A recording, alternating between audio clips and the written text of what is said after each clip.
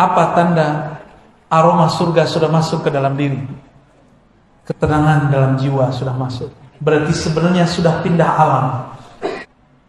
Maka ini kabar gembira bagi teman-teman, sahabat, bapak, ibu yang datang ke majelis zikir. Berarti nur malaikat dalam diri kita sudah hidup, sudah aktif. Bedanya kita tidak bersayap, mereka Di dalam hadis Nabi SAW disebutkan bahwa Abdullah bin Amr bertanya,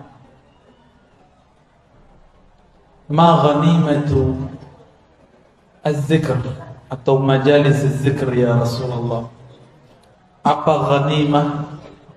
Ghanimah itu benefit, keuntungan ketika orang berzikir. Wahai Rasulullah sallallahu alaihi wasallam. Lalu Nabi sallallahu alaihi wasallam mengatakan, al-jannah, al-jannah, surga, surga. Oleh karena itu orang-orang ahli zikir disebut orang-orang yang sedang bertani di kebun-kebun surga. Hadis yang sudah masyhur, para asatidz sudah sangat paham. Nabi mengatakan, "Idza marartum bi riyadil jannah farta'u." Hadis Imam Tirmizi, hadis yang sahih. Jika kalian melewati kebun-kebun surga, bukan satu, kebun-kebun, riyad jamak dari raudhah, kebun-kebun surga, farta'u, maka petiklah. Farta'u juga berarti maka cicipilah. Farta'u juga berarti maka jagalah. Jadi kalau kita mampir di suatu majelis zikir, cicipi, jangan cuma nonton, ikut baca apa yang dibaca, ikut katakan apa yang dilafazkan. Maka kita sedang mencicipi buah-buah surga. Seandainya Allah bukakan mukasyafah, maka orang-orang itu akan memandang ahli zikir dan siapapun bersamanya sedang menanam pohon-pohon surga, sedang mencicipi buah-buah surga. Dalam hadis yang sahih disebutkan, subhanallah bihamdi, subhanallahil azim, itu adalah gharsun atau syajarun min syajaratil jannah, adalah pepohonan-pepohonan surga. Maka tadi pagi siapa yang berzikir subhanallah bihamdi, subhanallahil azim, dia sudah menanam. Jika satu kali dia baca, dia menanam 10 pohon. Jika dia membaca 100, dia membaca 100, seakan-akan dia menanam 1000 pohon. Kalau kita punya kebun sawit 1000 pohon, itu berapa hektar itu? Jika itu pagi sore pagi sore pagi sore, kali 30 hari, kali 60. Kalau kita mau kali-kali, sampai capek-capek sendiri, ya. Maka orang-orang ahli zikir ini qalbuhu athari ghani, qalbunya kaya. Kalau orang kaya mau apa aja bisa nggak? Maka ahli zikir itu mau apa aja dia tinggal terbersit di qalbunya, Allah kirim. Hati-hati yang antum yang banyak zikir, jangan mikir aneh-aneh, ya, nanti ibu-ibu marah.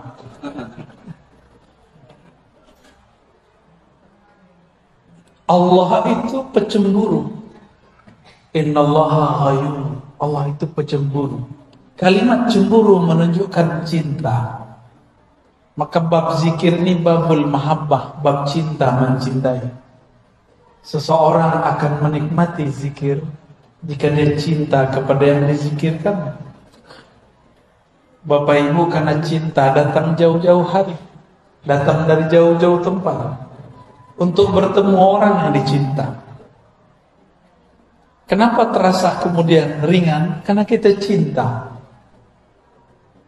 Nanti di surga, perjalanan jauh, ada satu pohon baru bisa ditembus dengan 100 tahun perjalanan. Ya, tapi hanya bisa ditembus oleh ahli zikir sesaat. Oleh ahli surga biasa 100 tahun dia berjalan, dia tidak bisa melewati satu pohon itu. Itulah pohon yang disebut Tuba. Tuba liman ra'ani wa amana. Tuba dapat keagungan, kelembutan, keharuman, naungan pohon-pohon surga. Bayang-bayang pohon ini sudah terasa sampai ke dunia. Siapa yang menghidupkan majelis zikir, maka di rumahnya, di jalannya, di masjidnya, di halaqahnya, di suraunya, itu akan ada bayang-bayang pohon Tuba. Ya, itu sebabnya banyak orang ingin mendatangi pohon itu, karena itu adalah puncak dari taman-taman surga. Maka tiada tempat orang berzikir di situ kecuali orang datang ingin berlatih di sana. Tapi inti dari tempat surga itu, tempat surgawi, bukanlah fisik, bukanlah masjid dengan bangunan yang megah, tapi ada sosok yang qalbunya senantiasa menyebut nama Allah. Jadi sebenarnya taman surga itu ada di qalbu seorang mukmin. Qalbul mu'min baitullah. Begitu kata ulama. Qalbu mu'min adalah rumah tempat mengingat Allah Subhanahu wa ta'ala. Gimana? Qalbunya sudah jadi rumah Allah. Rumah fulus ya. Kalau masih jadi rumah fulus, lelah. Hatta ustadz dia lelah.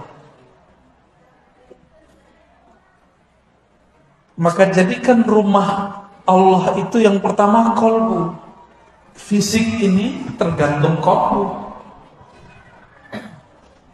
Dulu saya belajar zikir di surau, masih surau kayu. Kayu pun bukan kayu mahal.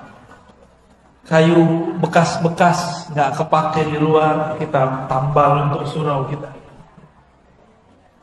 Tapi di situ banyak orang yang bisa berzikir.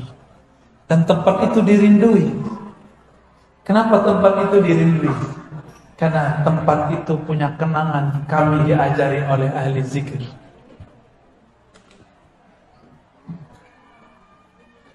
Ternyata ada kabar gembira. Setiap kali kita mencari majelis-majelis zikir, ternyata itu adalah sifat-sifat malaikat yang ada dalam diri. Dalam hadis Imam Bukhari, Muslim, Abu Dawud, Tirmizi, dan riwayat yang beragam, kita ambil satu redaksi. Nabi SAW mengatakan, Inna lillahi malaikatan tawafin. Di riwayat kedua, Inna lillahi malaikatan sayyaratan fudula. Allah mempunyai malaikat-malaikat yang berkeliling. Fudula. Mereka berbeda dengan malaikat raqib dan atid. Mereka tambahan malaikat yang di luar raqib dan atid. Yaltabisuna majalis dzikr. Mereka hanya mencari majelis-majelis zikrullah. Salah satu majelis zikrullah adalah majelis ta'lim, yang majelisnya membuat qalbu teringat kepada Allah Subhanahu wa ta'ala. Banyak sekarang majelis ta'lim isinya bukan ta'lim, tapi tal'in, melaknat, tabdi', membidah-bidahkan, mukhasamah, saling bermusuhan, ghaibah, menggibah orang, merendahkan kelompok yang berbeda dengan dia. Itu bukan majelis yang dicari malaikat ini. Malaikat ini hanya mencari majelis-majelis yang kalam merabbinya, gurunya, syekhnya, tuan gurunya mengingatkan kita kepada Allah Subhanahu wa ta'ala. Satu malaikat dicipta, Allah kasih kepadanya satu zikir, atau dua zikir, atau tiga zikir, atau banyak zikir. Yang paling banyak adalah Sayyidina Jibril. Sebenarnya di samping Sayyidina Jibril dulu ada namanya Azazil. Dia juga banyak zikir. Cuma sayang, dia berzikir dengan nafsu. Ingin jadi wali, ingin jadi orang sakti, ingin jadi orang terbaik dengan zikirnya. Maka kemudian dia dipecat dari kalangan malaikat. Jadi malaikat ada yang dipecat. Itu Azazil. Ada Harut Marut. Itu baru beberapa kisah malaikat. Masih banyak malaikat-malaikat yang lain. Tapi si Azazil diangkat untuk bisa memimpin surga. Itu juga karena zikir. Jadi jika ingin jalan-jalan ke surga, banyak-banyaklah zikrullah. Ya. Apa tanda aroma surga sudah masuk ke dalam diri? Ketenangan dalam jiwa sudah masuk. Berarti sebenarnya sudah pindah alam. Cuma kita masih merasa di sini. Itu yang disebut dalam hadis Imam Muslim. Ma min qaumin yaq'adu fi maq'adin. Tidaklah ada sekelompok orang berduduk di suatu majlis. Yazkurunallah. Mereka sebut-sebut nama Allah. Mereka berarti berjamaah. Mereka berjamaah. Kecuali hafat bihimul malaikah. Maka malaikat yang tadi yang disebut malaikat sayar, malaikat yang mirip seperti mobil, cuma dia bersayap, terbang kemana-mana, hafat, akan menghubungi mereka. Dalam hadis Imam Muslim dikatakan, mereka antri berlapis-lapis sampai ke langit sana. Jadi kalau makanya tadi kita buka kajian Al-Fatihah, itu cara menghimbau malaikat tadi. Mereka lagi banyak tuh sampai ke atas. Teman-teman gak lihat kan? Kalau lihat pada kabur paling, pingsan paling. Ya. Ngeliat ada orang bersayap kan pusing. Ya. Apabila mereka ketemu, maka dia berteriak kepada malaikat yang sedang mencari di ujung bumi sana. Halummu ila hajatikum. Ayo, ini tempat hajatmu, tempat orang berzikir. Itulah yang disebut ahli zikir itu masyhur di kalangan malaikat. Baru dia masyhur, viral di YouTube. Ngapain viral di YouTube kalau nggak masyhur di kalangan malaikat di alam malakut? Jadi channel malakut dulu terkenal, baru channel YouTube. Ya, YouTube nggak masuk ke alam, itu alam maya itu. Tapi kalau malakut di sana ada zikir berlapis-lapis. Sampai ke langit pertama, kedua, ketiga, keempat, itu malaikat zikir semua. Jadi Nabi ketika dinaikkan ke atas, beliau mendengar ada malaikat berzikir, Subhanallah bihamdihi, Subhanallahil azim. Diturunkan jadi zikir pagi sore, jadi zikir yasinan. Jadi kita zikir begitu, sedang meniru para malaikat. Maka ini kabar gembira bagi teman-teman, sahabat, bapak, ibu yang datang ke majelis zikir. Berarti nur malaikat dalam diri kita sudah hidup, sudah aktif. Bedanya kita tidak bersayap, mereka bersayap. Kita masih butuh makan, mereka nggak butuh makan. Ini hari aktif, jam kerja. Kita meninggalkan kerjaan untuk mencari makan karena ingin memberi makan kepada qalbuna nur. Maka Allah bertanya kepada malaikat ketika dia naik. Padahal Allah lebih tahu apa yang terjadi sebenarnya. Wahai malaikatku, sedang apa hamba-hambaku engkau tinggalkan? Apa jawaban mereka? Yukabbiruna. Mereka sedang memuji engkau. Yumajjiduna. sedang membesar-besarkan engkau. Yuhalliluna, sedang mentahlilkan engkau. Itulah dalil tahlilan. Yuhallilun, mereka bertahlil. Dan tidak disebutkan di hadis itu tahlil mau acara apa, bebas. Yang penting tahlil. Mau tahlil lagi kematian, mau kehidupan, mau kelahiran, mau syukuran, terserah. Mau ba'da sholat, di luar sholat, tidak ada pembatasan. Allah tidak membatasi. Kenapa ada orang membatasi? Ya. Maka selamat jadi ahli tahlilan. Ya. Bukan hanya bawa berkat. Berkat itu cuma untuk perut. Nama kita disebut-sebut di sana. Apa kata malaikat? Si fulan, walaupun dia ngantuk-ngantuk, dia zikir ya Rabb. Si fulan, dia tinggalkan kerjaan ya Allah untuk menghadiri majlis ya Allah. Si fulan, istrinya ngambek ya Allah karena suaminya suka majlis ya Allah. Si fulan, itu diadukan semua ke Allah. Disitulah Allah ridho kepada hambanya. Ya, selamat antum berpolemik di rumah. Ya, kalau sudah jadi ahli zikir, sudah suka majelis zikir, harus lebih sayang kepada pasangan. Kok boleh galak kalau pulang. Kalau pasangan kita bilang, keluar mulu, jangan diketusin lagi. Dia sudah kesepian. Ya. Ekspresikan sayang kita kepada hamba-hamba Allah. Pertanyaan pertama kali kepadanya. Ahli zikir harus lebih sayang kepada pasangannya daripada orang yang tidak suka berzikir. Karena Allah mengatakan, irhamu fil ardh yarhamukum man fis sama. Sayangi yang di bumi. Sayangi, maka engkau akan disayangi yang di langit. Ya, jangan galak-galak sama istri ya. Ini ibu-ibu, jangan galak-galak sama suami. Kalau perempuan, suaminya minta, dek kamu di rumah, maka yang afdal di rumah. Ya, tapi kalau suami, mas, bang, kalau di sini panggil bang ya, bang, di rumah aja bang.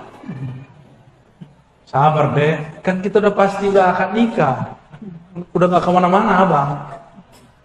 Abang mau cari nur biar tambah sayang sama adek.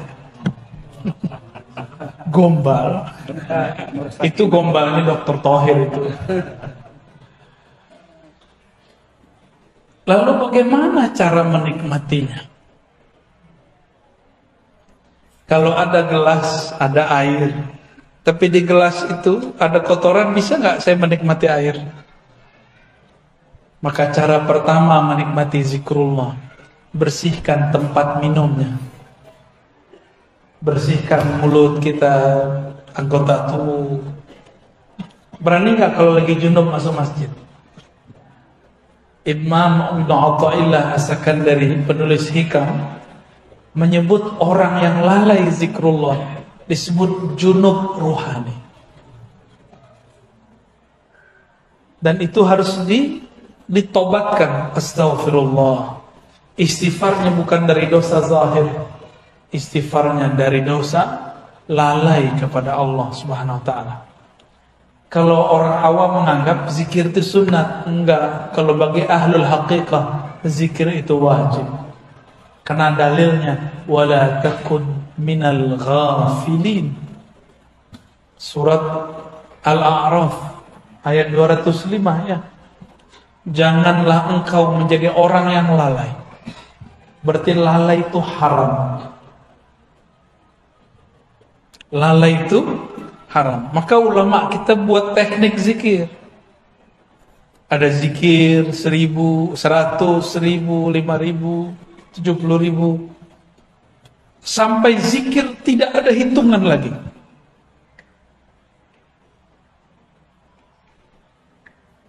Jadi pertama bersihkan dulu gelasnya. Ya. Kita sebut taubat.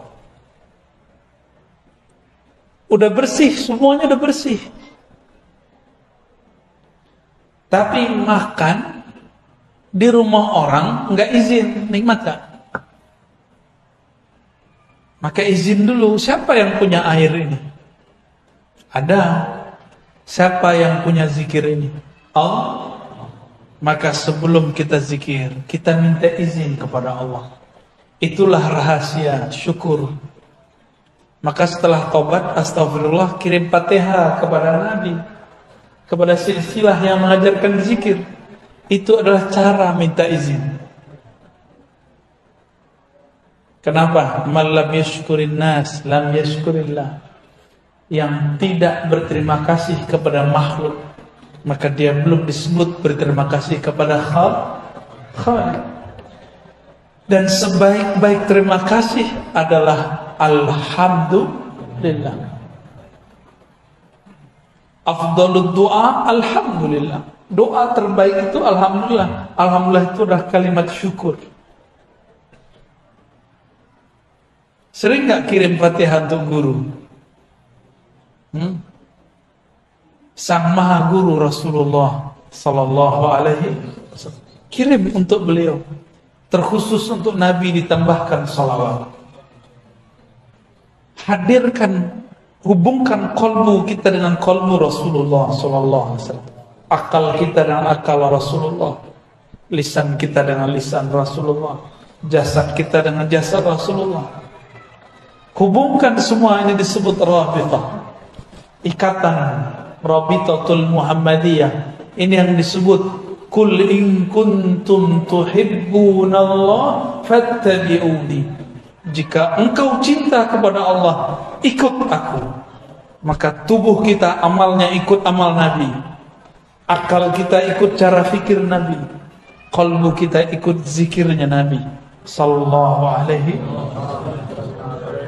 Karena kita tidak semasa dengan Rasulullah, maka Nabi mengatakan, tuba liman ra'ani wa amana bi, summa tuba liman ra'a man ra'a sampai 7 kali, 7 marrat. Beruntung yang melihat aku, percaya kepadaku. Beruntung yang melihat orang yang melihat aku, yang melihat. Jika diteruskan, ini sudah generasi ke 20 sekian atau 30 sekian. Beruntung orang yang memandang gurunya, gurunya memandang gurunya, gurunya memandang gurunya, gurunya memandang Rasulullah Sallallahu Alaihi Wasallam. Syukur-syukur gurunya bermimpi ketemu Rasulullah. Syukur-syukur gurunya diizinkan memandang Rasulullah dalam keadaan yaqظah, dalam keadaan jaga. Maka antum pandang dia. Sungguh tuba, beruntunglah orang itu. Itulah rabithah hakiki. Ditanya Rasulullah sallallahu alaihi wasallam, "Man auliyaullah?" Siapakah kekasih Allah?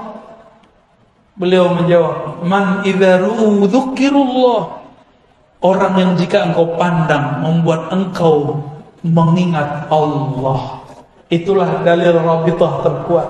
Hadis Ibnu Majah, hadis Ahmad, hadis Abu Nuaim, Tabarani, Hakim, dan hadisnya sahih. Kita pandang dia, kita ingat-ingat dia, membuat kita ingat kepada Allah Subhanahu wa ta'ala. Jika punya guru begitu, pastikan guru itu seorang wali Allah. Ya, seorang wali Allah. Jadi wali Allah itu bukan orang yang pakai pakaian seperti saya ini. Pakai begini bisa siapa saja. Tapi kalau kita kenang dia, kalam-kalamnya, sikapnya, ahwal-ahwalnya, akan membuat kita pindah melihat alam, menjadi melihat yang menciptakan alam. Apa maksud hadis ini? Kalau berzikir mau nikmat harus punya guru. Ya. Harus punya guru. Ada yang pernah kursus bahasa Inggris setahun lewat YouTube nggak bisa-bisa. Ya. Tapi kalau dia belajar kepada guru bahasa Inggris, cukup 40 hari dia langsung bisa ngomong. Minimal ngomong I love you. Ya, thank you. Pasti ada yang bisa dia serap kalau dia berguru. Maka berzikir itu jangan hanya lewat YouTube. Carilah guru di tempat kita yang ahli zikrullah. Ya. Sudah berapa tuh? Pertama taubat, kedua izin dengan cara bersyukur, terima, kita berterima kasih kirim. Yang ketiga tadi sholawat. Yang keempat itu meluruskan niat. Niat itu tergantung kenal kepada yang dizikirkan. Jika kenal kepada Allah dengan sebenar-benar ma'rifat, kita akan zikir karena dia layak dizikirkan. Tapi kebanyakan orang awam kenal Allah, Allah itu tempat ngadu. Boleh. Allah ini tempat menunaikan semua hajat, boleh. Tapi itu awam. Orang awam itu kalau dia zikir cuma karena ada hajat. Gak ada hajat dia gak zikir. Padahal kita setiap saat berhajat kepada Allah subhanahu wa ta'ala. Kalau lagi hidup susah, dompet lagi tipis, itu kencang baca sholawatnya. Ya, kencang tahajudnya. Bahkan sholat duhanya kencang. Padahal tidak ada hadis mengenai sholat duha melancarkan rezeki. Yang ada cuma orang yang sholat 4 rakaat di awal pagi, di awal hari, Allah cukupkan hidupnya sampai sore hari. Ulama kita beda pendapat nih, sholat apa ini? Sholat syuruk apa sholat duha? Ya, benar Ustaz ya? Man shalla arba'an, ya, yang sholat 4 rakaat di awal hari, ya, kafahullah, Allah cukupkan hajatnya sampai sore hari. Hajat kita keperluan hajat apa? Hajat zahir atau hajat batin? Lebih banyak hajat yang mana? Jangan-jangan zahir. Maka datang ke Ustaz Thohir. Ustaz Thohir, doainnya bisa beli mobil. Jadi ke Ustaz itu minta doa beli mobil. Benar ya? Datang ke Kiai, Pak Kiai doain anak saya sakit. Semuanya fisik. Pak Kiai doain saya lagi banyak utang, semoga bisa bayar hutang. Jadi Kiai ini, karena dia simbol-simbol Allah di muka bumi, maka jadi tempat mengadu orang-orang untuk usulan fulus. Karena minta jodoh. Ustaz Thohir diminta, Ustaz nikahi aneh Ustaz. Oh, salah Ustaz. Tolong doakan saya, semoga dapat jodoh. Kenapa minta ke Ustaz? Karena Ustaz ini dipercaya dekat kepada Allah. Padahal Ustaz ini gak ngerasa dekat juga. Ustaznya ada Ustaz lagi di belakang dia. Sekarang coba kalau datang ke guru, gak nanya begitu. Nanya gimana? Ustaz, tolong bimbing saya supaya sholat khusyuk. Ustaz dia bingung, sholat gua juga belum khusyuk. Ustaz, bimbing saya untuk menjadi ahlullah.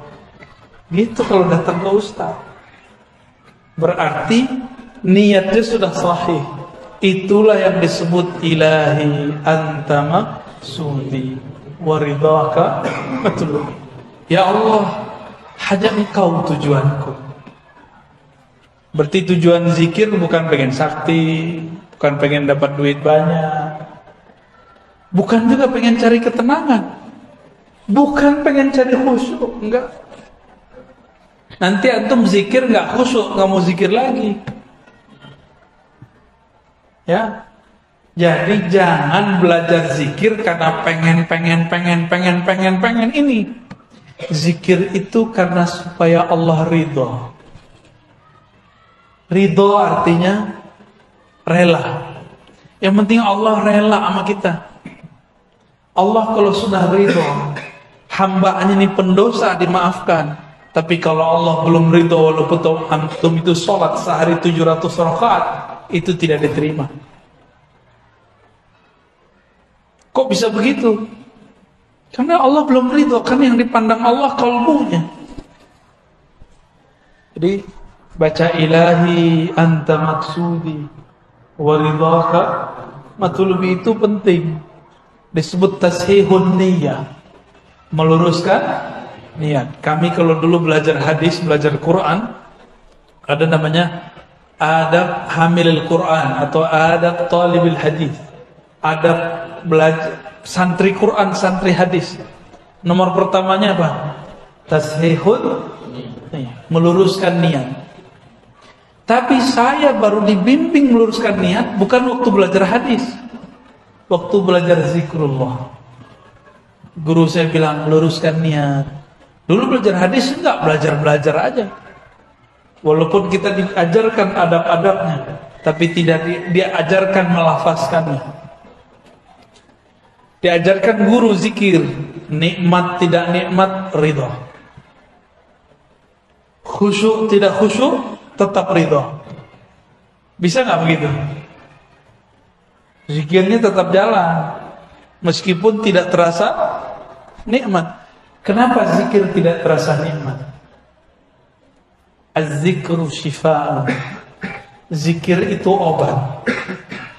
Obat itu untuk yang berpenyakit. Obat itu murrun wala hulwun. Obat itu pasti pahit, tidak manis. Benar, obat manis pahit. Yang manis itu obat demam anak-anak tuh. Apa namanya? Wah, antum iklan. Tapi obat orang dewasa pahit atau manis? Pahit. Mau mengobati kolbu? Maka nikmati pahitnya zikrullah.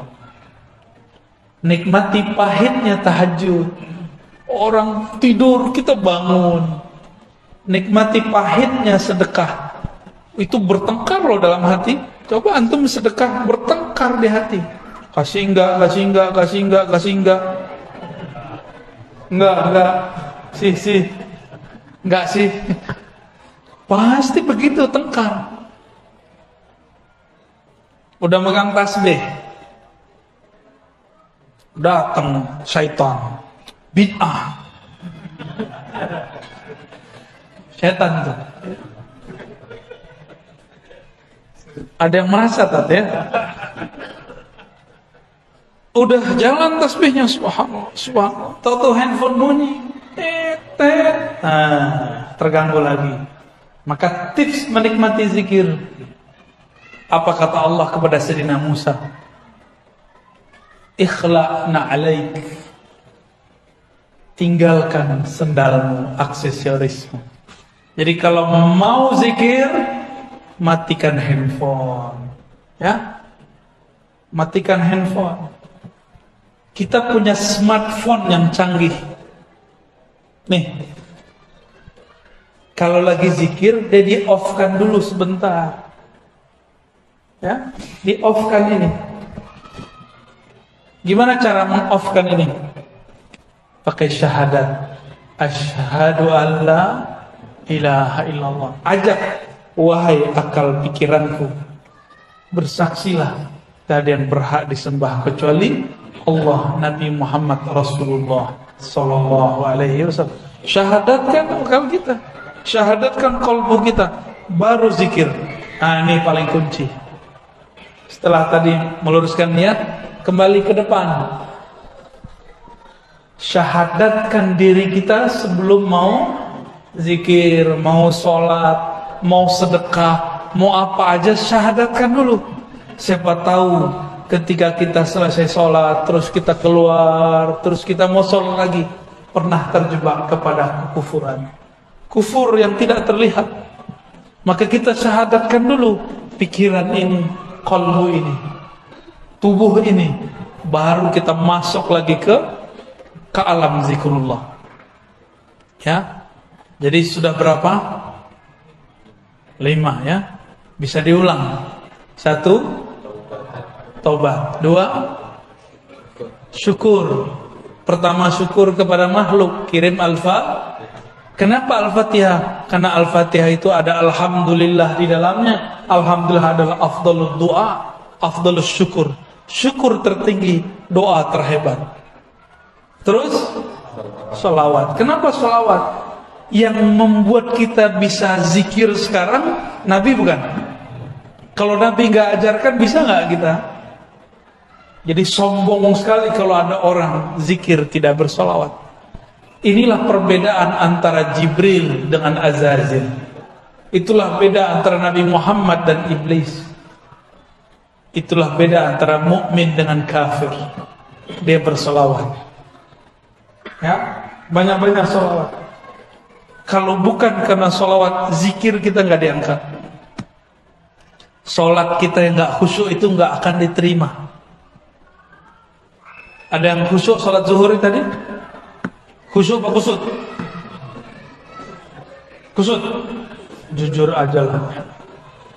Itu sholat antum masih diangkat karena ada selawat di belakangnya. Jangan debat lagi pakai sedina nggak pakai sedina. Gagal fokus namanya. Ya, selawat aja. Ini mau selawat debat dulu dalam badan. Pakai sedina nggak ya? Orang lagi sholat masih debat.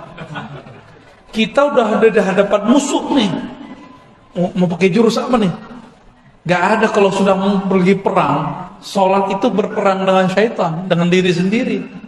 Jangan pakai teori macam-macam, langsung. Inilah yang dikatakan oleh Imam Abu Ali Ad-Daqqaq. Zikrullah silahul muridi. Zikir kepada Allah adalah senjata para murid. Udah punya senjata belum? Udah pernah dikasih sama guru dulu, dikasih ijazah, ditalkin, diasah enggak? Udah diasah, udah dilatihkan belum? Pertama dihunjam dulu ke jantung kita, ya. Diarahkan juga ke bagian-bagian yang lain. Itu latihan sebenarnya. Latihan mengelola jurus-jurus zikrullah, langkah-langkah zikrullah di dalam diri. Supaya denyut jantung dia juga berdenyut, nafas naik dia juga dihirup, nafas keluar dia juga ikut keluar. Baru benar nanti ketemu Dajjal aman. Ini ketemu mau latihan sama Dajjal, latihan panahan nih nggak cukup. Itu panahnya patah dulu sebelum nyampe. Sekarang kalau mau latihan panahan, latihan aja. Jangan niat mau perang sama Dajjal, nggak cukup. Mau perang sama Dajjal, latihannya latihan ma'rifatullah, latihan mengenal Allah Subhanahu wa ta'ala. Maka main panahnya juga harus dengan zikrullah. Coba nih yang suka main panahan, kena hampir ke tengah, ada perasaan girang, pasti itu karena manahnya nggak nyebut nama Allah. Ada thariqat memanah, ya, main manah-manah aja antum ya. Berkuda juga ada. Itu benar, nanti di akhir zaman perang itu perang fisik, semuanya fisik. Tapi bukan di fisik itu intinya. Intinya ada di dalam non fisik, rohani kita kepada Allah Subhanahu wa ta'ala. Terakhir, Nabi Sallallahu Alaihi Wasallam pernah mengatakan kepada Muaz, wahai Muaz, tiadalah mamin amalin anja, tidaklah ada amalan yang lebih mudah untuk membebaskan seseorang min azabil qabr, daripada azab kubur. Yang lebih hebat amalan itu daripada zikrullah. Hadis riwayat Imam Tirmizi dan Ahmad. Azab kubur itu azabnya agak beda. Dia semi-semi azab neraka. Jadi lebih kepada azab nafsiyah. Ada juga jasadiahnya. Ada yang pernah ini enggak? Ustaz Thohir pernah ditahan di imigrasi enggak? Untuk keluar negeri? Belum ya? Mau coba enggak? Oh gitu. Kawan saya waktu masuk ke Israel ditahan. Itu ustadz. Wajahnya langsung berubah. Untung nggak buang air kecil berdiri. Itu ustadz. Ustadz aja hilang saktinya lagi diperiksa. Sama, ini mau ustadz, mau kiai, mau tuan guru, mau mursyid, masuk ke alam kubur, gemeteran juga ketemu munkar dan nakir. Maka Nabi mengatakan, kalau orang ini kenal Allah,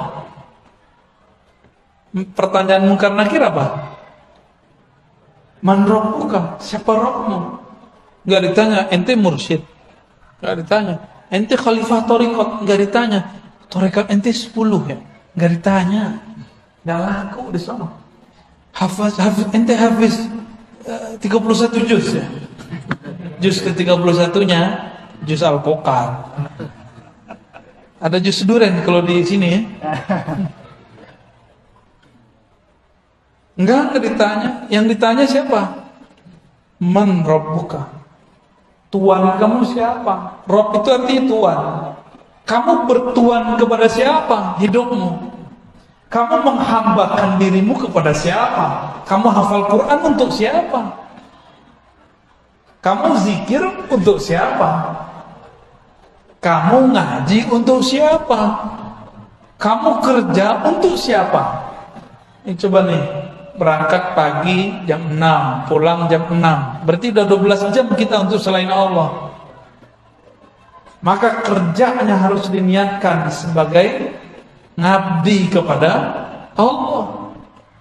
Kalau enggak, ketika kita jawab Robbi, bingung apa mau dijawab. Kerjaanku. Jangan-jangan tuan kita handphone. Antum ini kan gak bisa lepas dari handphone. Bener? Jujur aja lah ya. Lebih bid'ah smartphone yang dari Cina tuh atau tasbih? Dari Cina juga.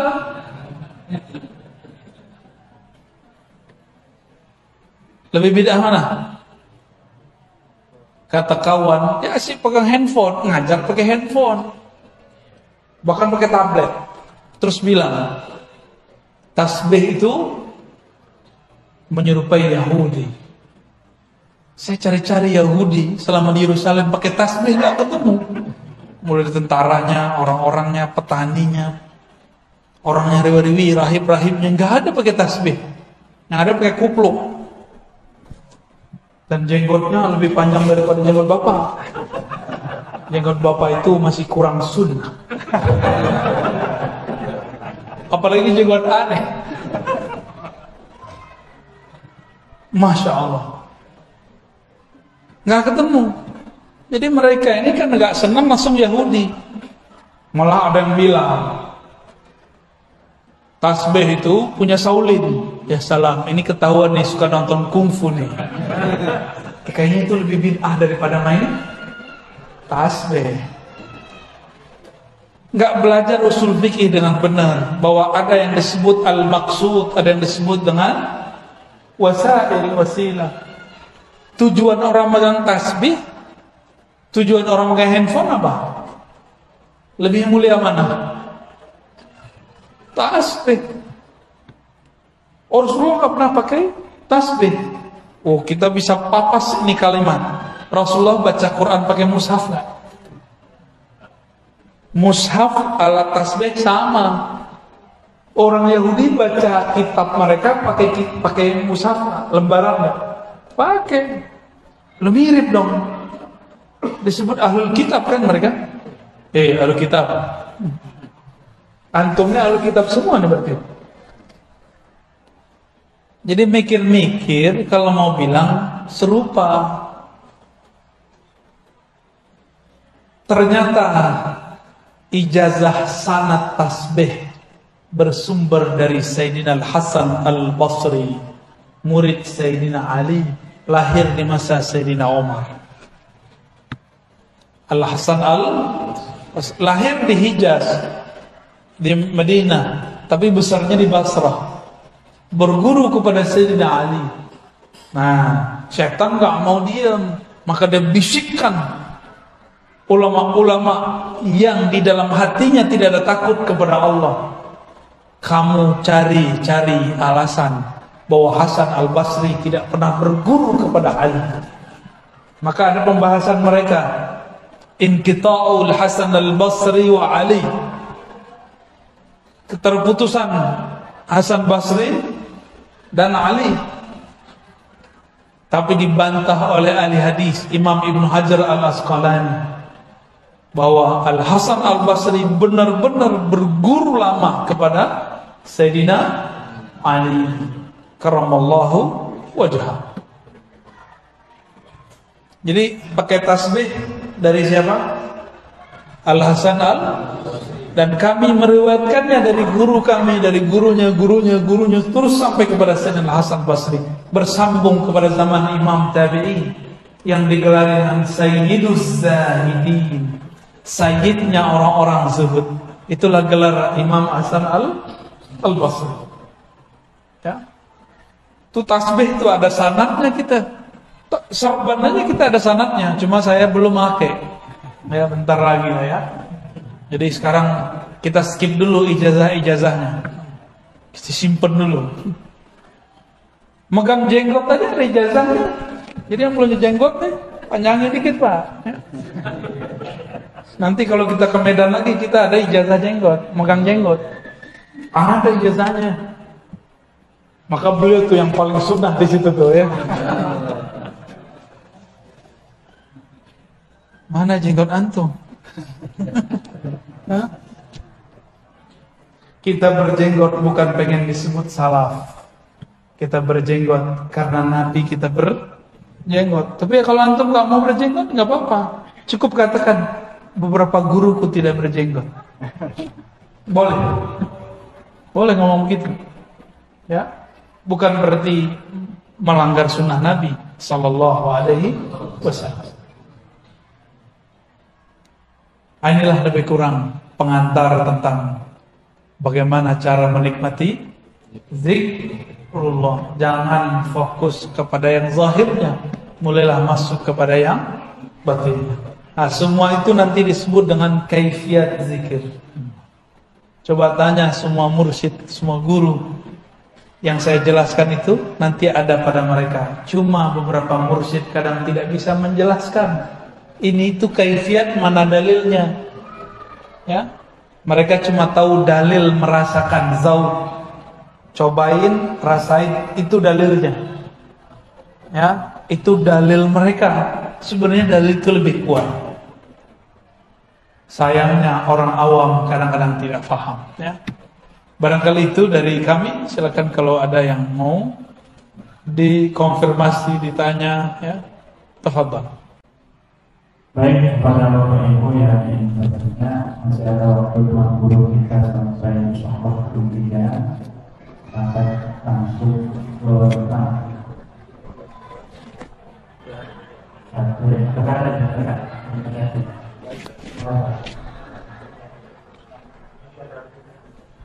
Ahsan nanti pakai kertas. Nanti. Udah sekarang baca aja dulu.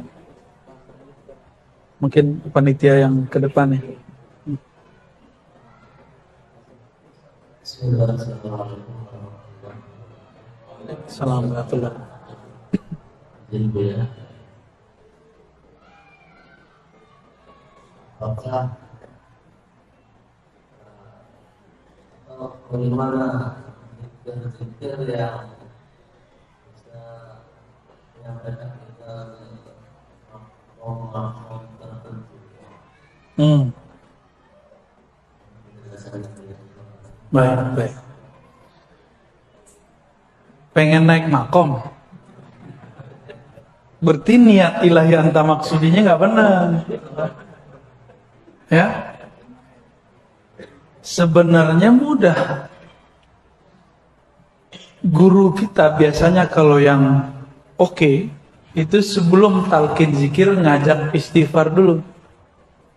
Sebelum istighfar disuruh dulu mandi tobat. Disuruh sholat tobat. Ingat mati sebelum mati. Lalu dilafazkanlah istighfar. Biasanya dibimbing cara baca istighfarnya.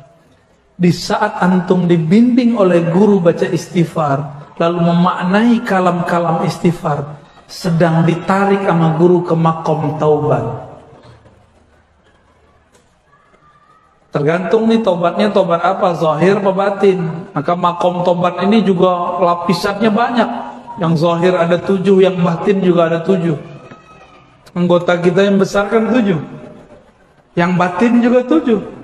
Mulai dari syirik, sombong, sampai kepada ujub, hasad, iri, dengki. Itu diistighfarkan semua. Jika ada getarannya, berarti kita sudah masuk ke alam makomat taubah. Ya. Dan itu beda-beda per masa.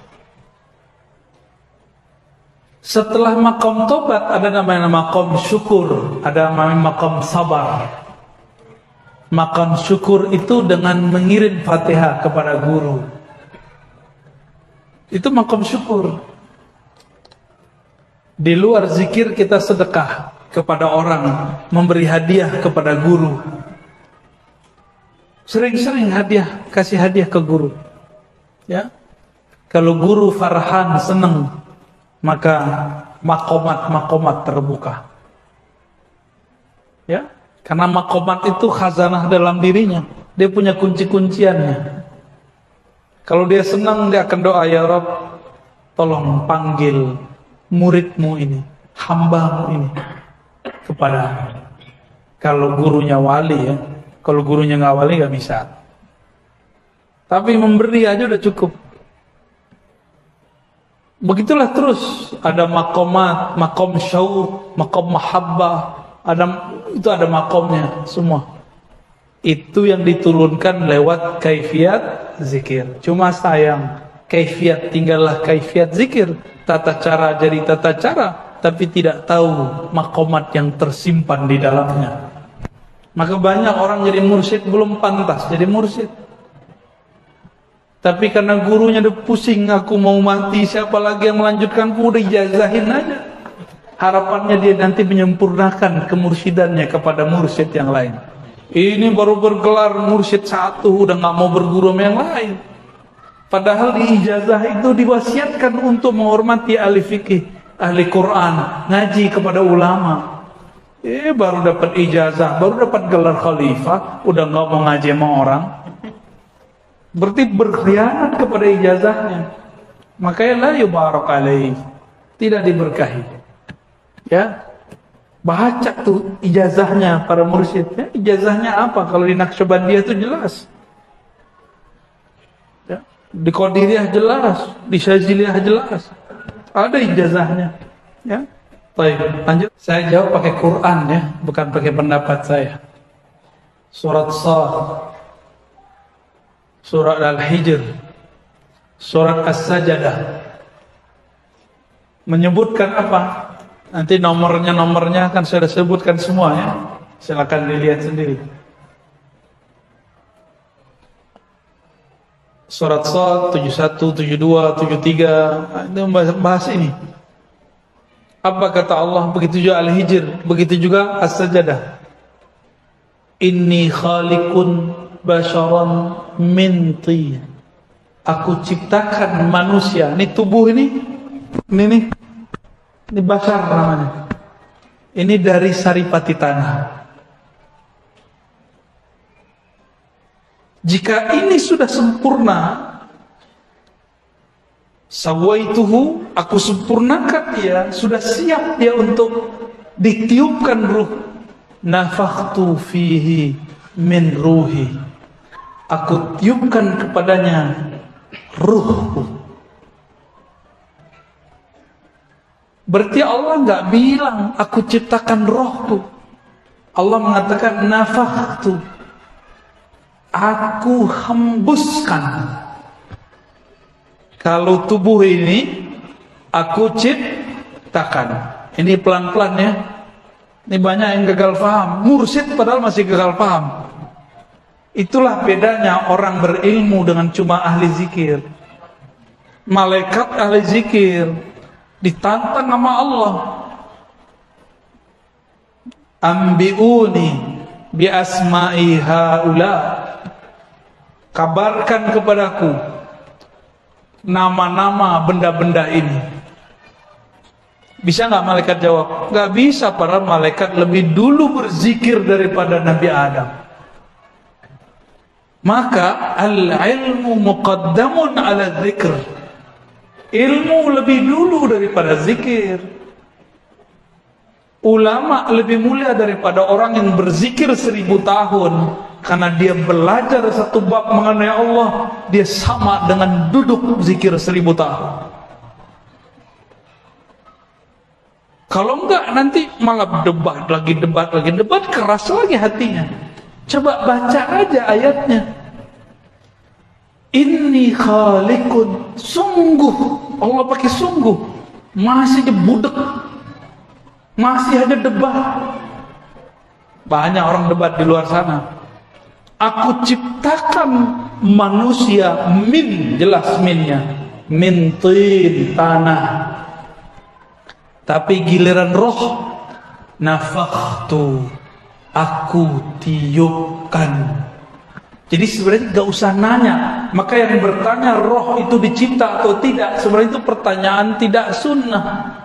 Itu pertanyaan bid'ah. Ya, itu pertanyaan bid'ah. Karena teksnya tidak menyebutkan itu. Ya, maka saya menyarankan para pencinta Allah yang meniupkan roh, cukuplah bertanya, mengatakan, apakah roh dicipta?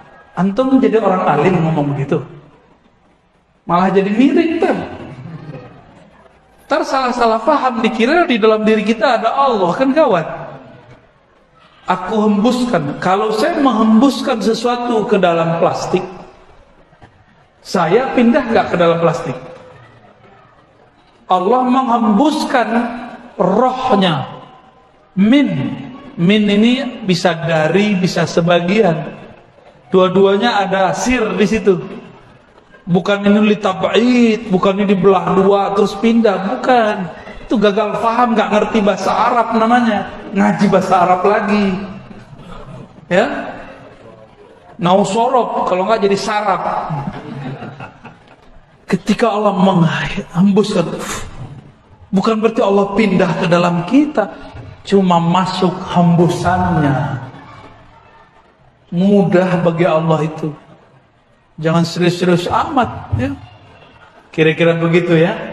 Jadi bid'ah menanyakan ruh itu makhluk. Tapi bid'ah kan banyak bagiannya. Ada bid'ah hasanah sama saya.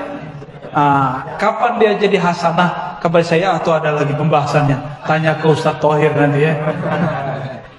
Kelas orang silat nggak berguru sama tengkar, sama orang silat berguru, cakepan mana jurusnya?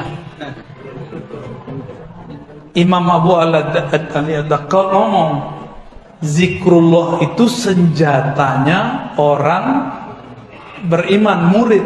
Senjata harus dilatihkan nggak? Harus dilatihkan. Ada gurunya, ada mentornya, ada murabinya. Masa untuk fisik guru silatnya ada, untuk fitness biar badannya kekar, six pack. Tahu six pack bu? Bapak-bapak ini sudah lewat badannya, six packnya dari samping, belendung perutnya udah. Jika tubuh fisik harus dilatih. Ada orang latihan fitness tanpa guru, tanpa trainer, gimana? Keseleo nggak badannya? Sakit-sakit? Kita sama guru aja sakit-sakit, apalagi gak sama guru. Itulah sebabnya kenapa ada orang gila berzikir. Dia berguru, tapi yang dia amalkan bukan yang dia pelajari. Tunggu aja ntar begini. Tunggu aja, ya. Itu orang pengkhianat kepada gurunya. Gurunya bilang amalkan ini nak, yang diamalkan yang lain. Ya, nggak percaya sama guru, syak kepada syekhnya. Baik, sudah jam 3 ya. Mari kita tutup kajian ini, kita lanjut nanti malam ya. Ntar malam, habis bisa apa habis maghrib? Habis maghrib. Baik. Kata ini udah kholas, nanti malam ya insyaallah. Baik, Bapak Ibu, sahabat-sahabat karena Allah, kita minta kepada Allah Subhanahu wa taala semoga Allah menerima kita sebagai hamba-hamba yang zakirin, yang banyak berzikir. Astaghfirullahalazim, Allahumma rahmanir rahim ya karim. Ya Allah yang maha pengasih, yang maha penyayang. Di dalam qalbu kami ya Allah sepi namamu ya Allah. Di dalam qalbu kami ya Allah sedikit sekali menyebut namamu ya Allah. Sedangkan Engkau memandang ke dalam qalbu kami ya Allah, maka ampunkan kurangnya nama Engkau dalam qalbu kami ya Allah. Famla' qulubana bi asma'ika wa sifatika ya Rabb. Ya Allah, penuhilah qalbu kami dengan nur namamu, nama-namamu yang indah ya Rahman ya Rahim. Penuhilah qalbu kami dengan nama-namamu, sifat-sifatmu yang sangat lembut ya Rabb. Keluarkan dari qalbu kami syirik, keluarkan dari qalbu kami semua kebencian, sebagaimana Engkau menyebut dirimu Rahman Rahim, maka teteskan Rahman Rahimmu, kasih sayangmu ke dalam qalbu kami yang sempit ini. Harapan kami ya Rabb, dengan tetesan Rahman Rahim, qalbu kami jadi luas dengan mencintaimu, mencintai Rasulmu, dan mencintai umatmu, hamba-hambamu. Allahumma ij'al hubbaka ahabba ilaina min kulli syai'. Ya Allah, jadikan cinta di qalbu kami kepada Engkau lebih banyak, lebih besar daripada kami mencintai yang lain. Hatta kami lebih cinta Engkau ya Allah daripada mencintai diri kami sendiri, mencintai orang tua kami, pasangan kami, anak-anak kami, harta-harta kami. Ya Allah, qalbu kami selalu berubah. Pagi ini mukmin, sore jadi fasik. Sore beriman, paginya jadi fasik. Karena Engkaulah yang menggenggam qalbu kami ya Allah, maka robahlah hati kami, bolak-balik hati kami dalam taat kepada-Mu. Jika Engkau tetap ingin merubah hati kami ya Allah, maka rubahlah menjadi tambah cinta kepada Engkau ya Allah, tambah rindu kepada Rasul ya Allah. Ya Rabb, hawil ahwalana ila ahsanil ahwal. Jika keadaan kami kurang baik, maka rubahlah keadaan kami menjadi lebih baik. Ya dafi'al bala, wahai yang menolak bala. Bala yang paling besar adalah saat qalbu kami tidak menyebut nama Engkau. Maafkan kami ya Allah, jika datang pandemi kami lupa kepada Engkau. Kami katakan kami beriman, tapi tidak ridha terhadap takdir Engkau. Maka jadikan kami radina bi qada'ika ya Rabb. Jadikan kami ridha kepada takdir-Mu ya Allah, baik takdir pandemi ataupun takdir tidak pandemi, takdir kaya ataupun miskin, takdir nikmat ataupun tidak nikmat. Di tangan-Mu, biyadika ya Rabb, kullu syai', segala sesuatu. Allahumma rabbana atina fid dunya hasanah wa fil akhirati hasanah wa qina adzaban nar. واختم لنا بالخيرات واجعلنا من المفردين الذاكرين آمين يا رب العالمين والحمد لله رب